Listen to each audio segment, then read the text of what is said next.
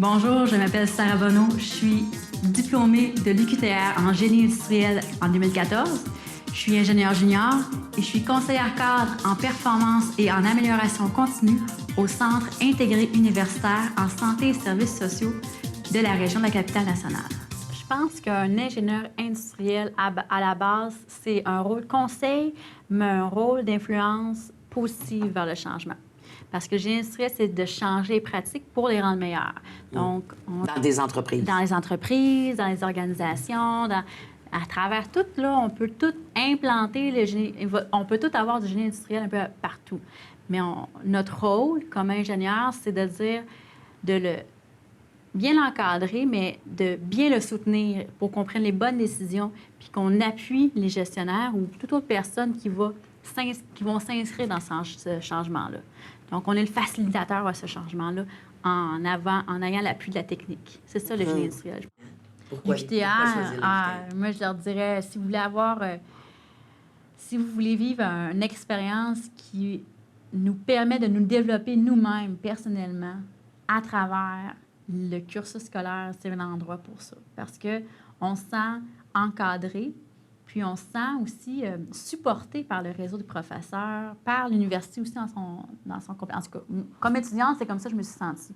Moi, je me suis sentie que j'avais des opportunités à l'université, autant le travail à l'université que possibilité de participer à plein de projets, plein d'affaires. Mais c'était facile d'accès, puis c'était pas... il n'y avait pas de hiérarchie, on dirait. Il n'y avait pas de classe qu'on n'avait pas le droit de toucher. Tu sais, il y a une ouverture d'esprit à l'Université de Québec à Trois-Rivières que ça nous donne le droit à nous-mêmes d'expérimenter ce qu'on aime faire. Ce que je fais concrètement, je porte de différents chapeaux à cause du contexte du réseau de la santé. Le réseau de la santé et le génie industriel, déjà, on dit hey, ça ne marchera jamais. On parle de la clinique et on est en changement de culture. Là, on se rend compte que les professions comme le génie industriel ne sont pas là pour dire quoi faire, mais pour donner des outils, justement, pour que le réseau s'aide à changer. Donc, moi, mon rôle, c'est aider le réseau à changer, mais au titre de, là, c'est maintenant le CIUS de la Capitale-Nationale, mais c'est de dire qu'on met en place des activités et on soutient les gestionnaires dans ce changement de culture-là par la réalisation de projets d'amélioration. Bon, exemple. Ce que ça veut dire, c'est que, mettons, il y a un projet, par exemple, je vais prendre quelque chose qui n'existe pas, mais ça pourrait être, on a un programme clientèle, je vais prendre ça encore plus simple. On a une clinique, puis il y a beaucoup de listes d'attente. Oui.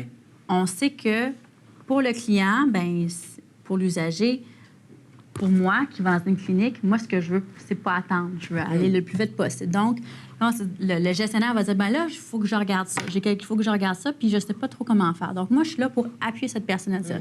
Bon, qu'est-ce qu'on peut regarder? Après ça, quelle information on a besoin d'aller chercher pour pouvoir se guider là-dedans?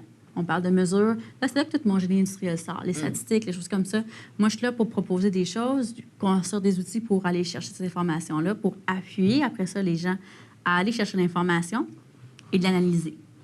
Il y a cette partie-là, puis après ça, il y a cette partie dans le Lean qu'on appelle, souvent, c'est le Kaizen. Donc, c'est de dire, non seulement on a analysé ce qui se passe, mais on vient chercher tous les gens qui travaillent, par exemple, dans cette clinique-là et dire, ensemble, qu'est-ce qu'on peut faire pour s'améliorer? Donc, c'est là la nuance. Moi, je suis pas là pour dire, toi, fais ci. Moi, je sais pas. Je travaille pas là tous les jours. Mais on sert à l'expertise des gens autour de la table de dire, ensemble, qu'est-ce qu'on devrait faire pour que ça fonctionne? Donc, là, il y a des choix à faire. Donc, tout le volet diplomatie, stratégie, ressources humaines, c'est là qui embarque. C'est qu'on anime les groupes et qu'on les guide toujours en perdant pas de vue l'aspect qu'on veut améliorer nos services. Puis, en bout de compte, on est avec un plan d'action, puis là, on suit ce suivi de plan d'action-là. Parce que souvent, on a tendance à faire ça, même comme étudiant, on fait des beaux plans de travail, finalement, on ne fait pas pantoute, bien, c'est le même principe. Mais là, on est là pour appuyer l'implantation, pour dire, est-ce que tu as pensé à ça? Est-ce que ça va bien, ça? Fait que ça, c'est une grande partie de mon rôle. C'est pour ça pourquoi j'ai été embauchée après ma mort. C'était une opportunité fantastique. La chairiste qui m'a permis d'encore plus appliquer ce que j'avais appris concrètement. Mais ça m'a permis aussi de faire la traduction entre le théorique à l'application. Donc, pas juste d'appliquer concrètement, mais de dire, OK, ça, j'ai vu ça en classe, mais dans la vraie vie, il faut que je le module un peu. Il y a aussi tout le côté ressources humaines, proximité avec les gens. Ça m'a vraiment... Tu sais, on en parle en classe, on dit, on est un client, tout ça, mais quand tu le vis, là, c'est autre chose. Tu es capable de dire, OK, je comprends là, les enjeux, là, quand on parle de gestion du changement, quand on parle de... les clients ne connaissent pas toujours leurs besoins. C'est toutes des choses qu'on comprend, mais quand on le vit, on se dit, ah, OK, là, je suis capable de me positionner, puis je sais sur quoi m'appuyer après ça pour faire bien ma job. Là.